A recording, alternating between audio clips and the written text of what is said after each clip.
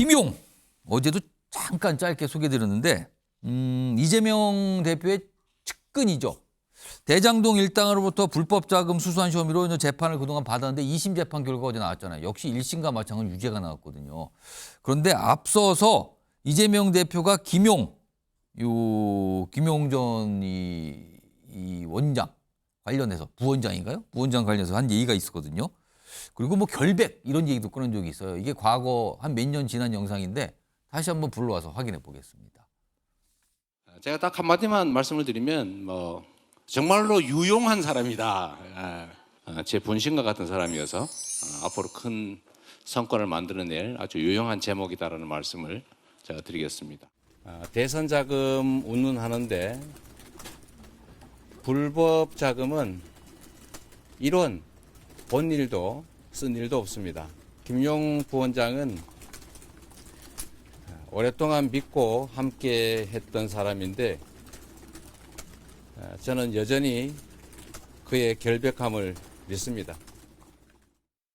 그러나 김용 전 부원장 1심에서도 유죄가 나왔고요. 2심에서도 같은 유죄가 나왔어요. 그리고 법정 구속까지 됐거든요. 2심까지 이제 유죄가 된 건데. 그런데요. 이 김용 전 부원장 8개월문 내용이 오늘 좀 분석이 되면서 알려지는데 이겁니다. 지금요. 2심 유죄. 일단 이 재판 결과가 이 대장동 일당으로부터 뭘 받았다. 이거에 문제가 된 거거든요. 근데 대장동 재판을 이재명 대표 받고 있잖아요. 그래서 여기선 판결문에 이재명 대표의 이름이 굉장히 많이 나와. 뭐 100회 이상 나온다는 거예요. 지금 언급이. 그리고 판결문 내용 중에 이런 게 있답니다.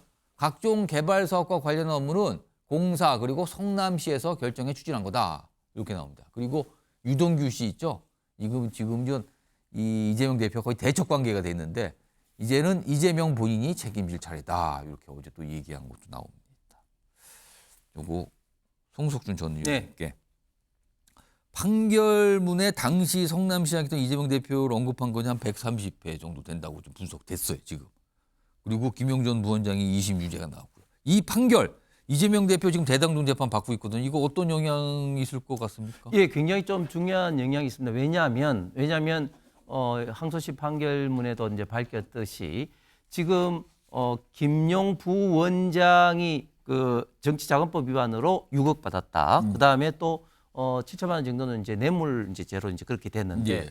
결국은 그 정치자금 부분에 있어서 과연 김용 부원장이 그때 뭐 선거에 나가지 않고 당시에 민주당 당내 그 당 대통령 후보 경선 국면이었죠. 과정이. 예, 그렇기 때문에 이것에 있던 수혜자는 당연히 이재명 대표일 수밖에 없다는 어떤 판결문에 어떤 그 이면에 있던 뜻이 있는 것이고 또 두 번째 이 대장동 개발 관련된 권한은 성남시와 그리고 성남도계공인데 성남시장이 이재명 대표였다고 이야기를 한 것은 자연스럽게 이 돈을 남북동의 대장동 개발업자가 그 많은 돈을 왜 줬겠느냐? 예. 왜 줬겠느냐? 결국은 대장동 개발하는 과정에서 여러 가지 특혜를 받기 위해서 결국은 준 것이다. 예. 이러는 것을 이제 입증을 했다. 그렇게 됨으로써 사실상 두 가지 의미가 이재명 어떤 대표의 법적인 의미가 있습니다. 첫 번째, 지금 받고 있는 대장동 관련된 어떤 재판에 있어서 예. 결정적으로 사실관계가 상당 부분 인정됐다.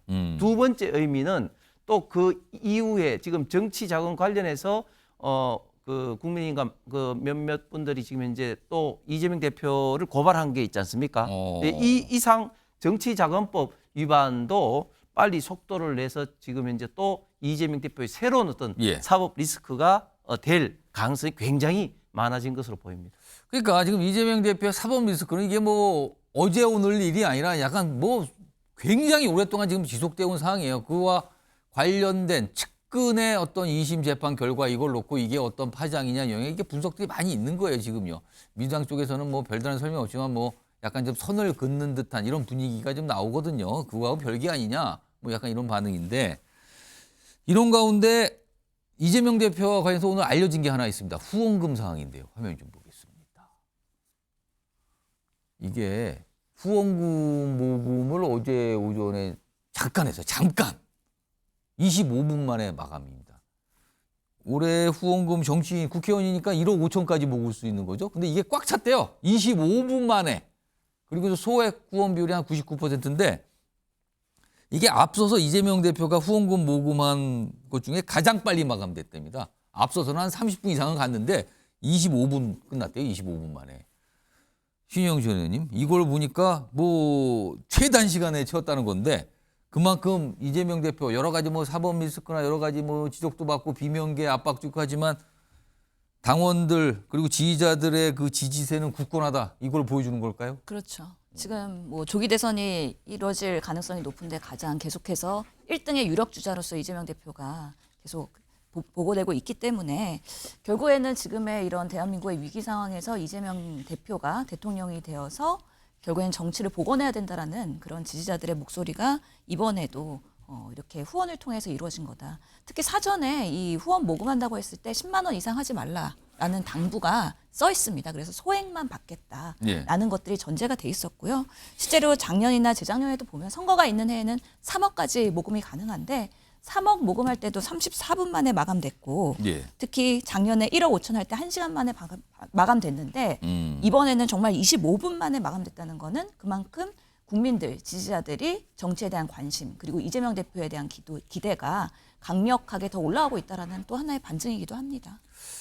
그러니까 이재명 대표를 둘러싼 약간 상반된 뭐 당내 어떤 지지 상황 그리고 약간 사법적으로 약간 불리해 보이는 상황 이런 게 막 이렇게 공존을 하고 있는 상황이에요 지금요.